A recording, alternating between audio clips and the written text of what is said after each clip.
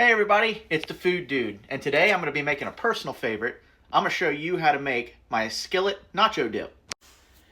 So today's ingredients we need ground beef, Mexican style rice, queso, can of refried beans, and a bag of Mexican style cheese. So the first thing we want to do is get our cast iron nice and hot. Go ahead, add our ground beef. Now we want to brown this ground beef and get it done. So once you get your meat brown, we actually have one extra ingredient. I use taco seasoning because we got to get that taco taste in there. So I'm going to go ahead and add the seasoning and mix it up.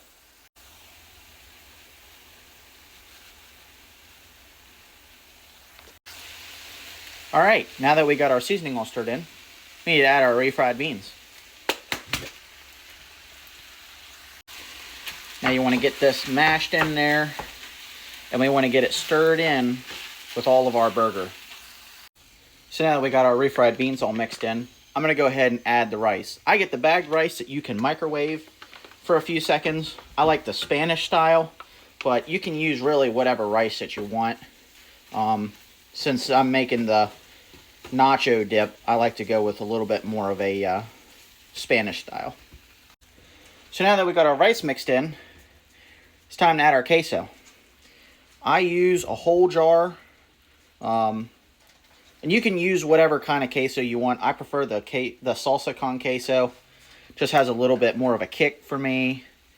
Just tastes just a little better.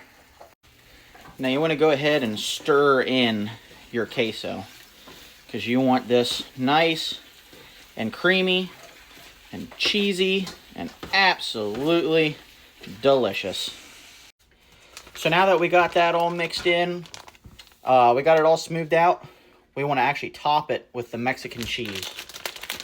So you just want to get a good layer on the very top because you can never, ever have too much cheese.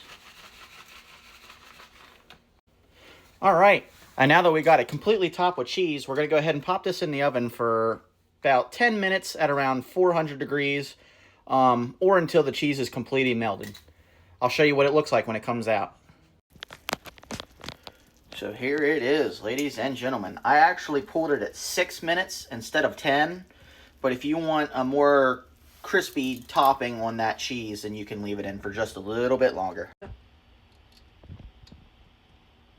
Look at that. That is exactly what we want. And there we have it. Nacho dip. So, until next time, this is the Food Dude. Stay hungry.